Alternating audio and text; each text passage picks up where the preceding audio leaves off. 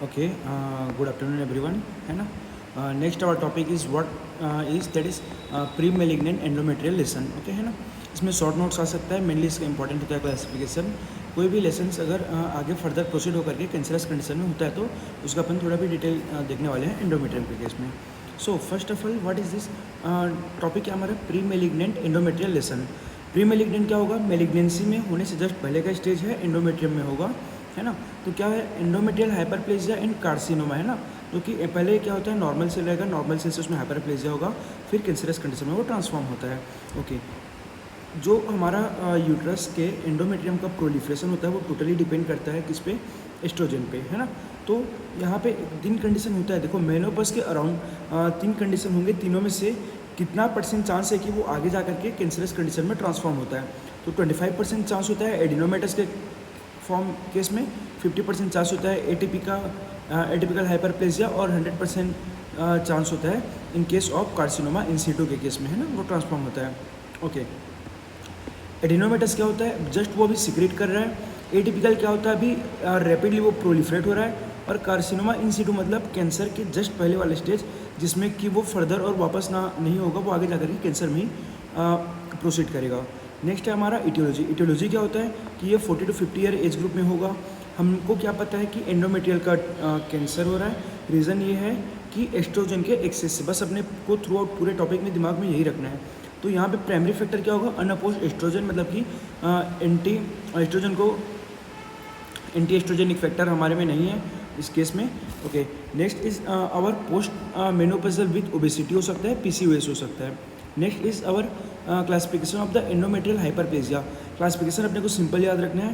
क्या होगा? Simple complex. उसके बाद स्टार्टिंग के 2 विदाउट एटीपिया होंगे और लास्ट वाले 2 विद एटीपिया मतलब कि इसमें प्रोलिफरेशन बहुत रैपिडली होगा. ओके, तो अपने को पता है सिस्टिक फॉर्म में है तो उसमें सिक्रेशन कम है, तो वो हमारा लेस सीवियर होगा कंपेयरिंग टू एडिनोमेटस. तो इस के अकॉर्डिंग अपन इसका क्लासिफिकेशन लिख लेंगे एंडोमेट्रियल हाइपरप्लेजिया का. और ये परसेंटेज इंपॉर्टेंट होता है कि परसेंटेज की कितना % चांस है कि वो आगे जा करके कैंसरस कंडीशन में ट्रांसफॉर्म होगा. सी एंडोमेट्रियम हो सकता है. 1%, 3%, 8% एंड 29% होता है इन केस में. Okay, next is what are the protective factor that causing endometrial hyperplasia. क्या क्या प्रोटेक्टिव फैक्टर है अपने को ये देखना है. तो अपन इसको सिंपल अल्फ़ाबेट वाइज याद रखेंगे. एल फॉर है लिवोनॉर्गेस्ट्रिल, है ना. एम फॉर है मल्टीपेरिटी. एन फॉर है नॉर्मल वेट. और ओ फॉर है हमारा ओसीपी. और एम से एक और याद रख लेना, that is menopause less than 49 year. And O के बाद पी आता है, पी फॉर है अपना प्रोजेस्टेरॉन थेरेपी. तो ये हमारा हो गया protective factor. Next is our endometrial hyperplasia. Endometrial hyperplasia risk factor इसके लिए क्या क्या होंगे, है ना. तो सबसे पहले रिस्क फैक्टर पहले हम समराइज़ करते हैं क्या क्या पढ़ा हमने. सबसे पहले इसका डेफिनेशन पढ़ा क्या होता है.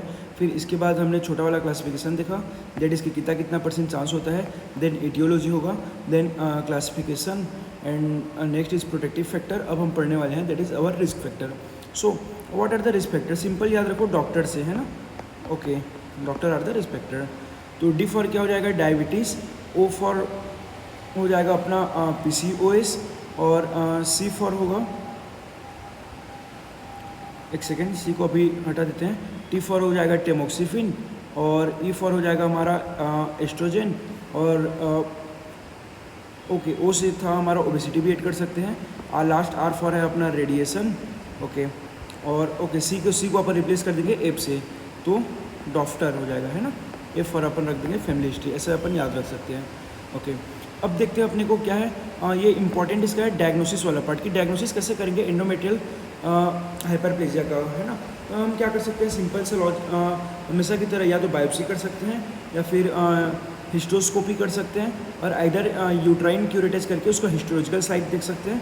और आइदर एक्सीडेंटली वो डायग्नोसिस हो जाता है, लाइक इनफर्टिलिटी या फिर पीसीओएस के केस में. Okay, next is our histology देखते हैं ना. तो हिस्टोलॉजी में कितने 4 टाइप के होंगे. क्या क्या 4 type? Simple, complex, atypical and carcinoma in situ. सबसे पहले आता है सिंपल हिस्टोलॉजिकल में अपने को क्या मिलेगा? जो नॉर्मल एंडोमेट्रियम है वो ठीक हो जाएगा.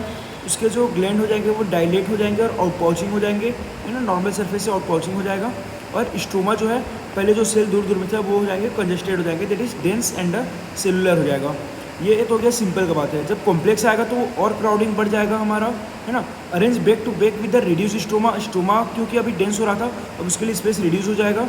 और नेक्स्ट है हमारा एटिपिकल में क्या होता है, उसका साइटोलॉजिकल जो इन्फॉर्मेशन होता है वो चेंज होगा, बट जो उसका आर्किटेक्चर होता है, आउटर स्ट्रक्चर होता है, वो हमारा सेव रहेगा, कंजर्व रहेगा, है ना। तो इसमें साइटोलॉजिकल एटिपिया हो जाएगा with the enlarge and hyperchromatic nuclei. And next is our carcinoma institute, that is cytologic as well architectural abnormality हो सकता है ना। ये इसका हो गया histological classification. Next is our management देखने वाले हैं। तो मैनेजमेंट क्या करेंगे, एक तो होता है प्रिवेंट होने से रोकने के लिए अपन क्या कर सकते हैं, प्रिवेंटिव मेजरमेंट में हम इधर बॉडी वेट मेंटेन कर सकते हैं, टाइम रूटीनली स्क्रीनिंग करेंगे। देखो मेन अपने को क्या पता था, सिर्फ ये एस्ट्रोजन के एक्सेस से हो रहा था, तो हम क्या करेंगे, अगर पेशेंट को एस्ट्रोजन का रिक्वायरमेंट है तो हम एस्ट्रोजन प्लस प्रोजेस्टेरोन दे सकते हैं, है ना, इस केस में। ये हो गया प्रिवेंशन मेथड। नेक्स्ट देखेंगे डेफिनेटिव मेथड। ट्रीटमेंट में अपन based on the age, histology as well the risk factor of surgery के अकॉर्डिंग करते हैं। इसको अपन दो ग्रुप में करेंगे, premenopausal and post perimenopausal. Okay, premenopausal में विदाउट एटीपीआई मतलब लेस सीवियर है, तो लेस सीवियर में अपन सिर्फ प्रोजेस्टेरोन थेरेपी देते हैं 6 to 9 मंथ, है ना। और उसके बाद क्या करेंगे, फॉलोअप करेंगे हर 6 महीने में, एंडोमेट्रियल सैम्पलिंग करके एसेस करेंगे अपन की अभी उसका कंडीशन देखते हैं, रिसेंट कंडीशन। और अगर एटीपीआई है तो उस केस में क्या करना है अपने को, प्रोजेस्टिन देना है अपने को, Provera 10 mg BID for 6 to 9 month and follow up should be done in the every 3 month. Okay, hysterectomy is best treatment होता है इसका। ओके, नेक्स्ट अगर पेरीमेनोपोजल, ये तो हमारा हो गया हमारा प्रीमेनोपोजल के केस में, बट अगर पेरीमेनोपोजल के केस में तो अब इसमें अपन क्योंकि हिस्टेक्टोमी कर सकते हैं, क्योंकि फैमिली कंप्लीट हो जाएगा पेशेंट का, तो है ना, पेरिटोनियल वॉशिंग कर सकते हैं, as well as bilateral salpingo oophorectomy along with hysterectomy भी कर सकते हैं। एंड एक बार समरी देखते हैं हमने क्या क्या पढ़ा। सबसे पहले हमने प्री मैलिग्नेंट एंडोमेट्रियल लेशन पढ़ा, जिसमें ये एस्ट्रोजन डिपेंडेंट होता है। 3% कितने परसेंट चांस था कि वो एंडोमेट्रियल में कन्वर्ट हो जाता है, 25%, 50% and 100% in case of the adenomatous, atypical and carcinoma in situ respectively. After that etiology में देखिए 40 to 50% के एज ग्रुप में होता है ये, है ना, ओबेस पर्सन और अनअपोज एस्ट्रोजन के केस में। फिर क्लासिफिकेशन देखा, simple cystic without atypia, complex adenomatous without atypia, simple cystic with atypia and complex adenomatous with atypia. उसका फिर परसेंटेज देखा। उसके बाद है प्रोटेक्टिव फैक्टर देखेंगे एंडोमेट्रियल हाइपरप्लेजिया केस में, है ना, अल्फाबेट वाइज याद रखेंगे, multiparity, normal weight, OCP and progestin therapy and levonorgestrel, then menopause, है ना। उसके बाद रिस्क फैक्टर देखे थे, diabetes, obesity, family history and tamoxifen. E for था हमारा एस्ट्रोजन और R फॉर है हमारा ओके रेडिएशन। उसके बाद हमने डायग्नोसिस देखे थे, एबनॉर्मल पेरीमेनोपॉजल यूट्राइन ब्लीडिंग हो रहा था, मेन चीफ कंप्लेंट पेशेंट का यही होता है। और उसके इन्वेस्टिगेशन के लिए हम हिस्टोस्कोपी और एंडोमेट्रियल बायोप्सी, यूट्राइन क्यूरेटेज और एक्सीडेंटली भी डायग्नोसिस हो जाता है। हिस्टोलॉजिकल फाइंडिंग देखें कि अगर सिंपल हाइपरप्लेजिया होगा तो एंडोमेट्रियल थिक हो जाएगा, ग्लैंड डायलेट हो जाएंगे और पॉचिंग हो जाएंगे, स्टोमा डेंस होगा। अगर कॉम्प्लेक्स है तो उस केस में क्राउडिंग और बैक टू बैक अरेंज हो जाएगी, स्टोमा रिड्यूस हो जाएगा। एटिपिकल है तो साइटोलॉजिकल एटीपिया हो जाएगा, और कार्सिनोमा इन सिटू है तो फिर उसमें आर्किटेक्ट भी और नॉर्मल जो सेलुलर कंपोजिशन है वो भी हमारा अल्टर्ड हो जाएगा। फिर मैनेजमेंट में देखिए, प्रिवेंटिव में हमने बॉडी वेट स्क्रीनिंग और instead of oestrogen plus progesterone देंगे। डेफिनेटिव में बेस्ड ऑन द एज और हिस्टोलॉजी हम ट्रीट करेंगे। अगर प्री मेनोपॉजल है साइक्लिक प्रोजेस्टेरोन देंगे 6 से 9 महीने तक, फिर हर 6 महीने में फॉलोअप करेंगे एंडोमेट्रियल सैंपलिंग लेकर के। और अगर विद एटीपी है तो अपन प्रोजेस्टिन देंगे, Provera that is 10 mg BID for 6 to 9 month और 3 मंथ में फॉलो कराएंगे। अगर सीवियर केस है तो अपन ज़्यादा चांस है मेलिग्नेंसी का, तो अपन हिस्टेक्टोमी भी कर सकते हैं। फिर अगर पेरीमेनोपॉजल के केस में है तो 3 कंडीशन होगा। अगर हाइपरप्लेजिया विदाउट एटीपी है तो प्रोजेस्टिन देंगे, है ना, या फिर हिस्टेक्टोमी प्लस बाइलेटरल सेल्पिंगोफ्रेक्टोमी कर सकते हैं। मॉडरेट टू सीवियर है तो हिस्टेक्टोमी करेंगे, और एटीपिकल के केस में हिस्टेक्टोमी प्लस पेरिटोनियल वॉशिंग कर सकते हैं। It's all about our pre malignant endometrial lesion और एंडोमेट्रियल हाइपरप्लेजिया। Thank you.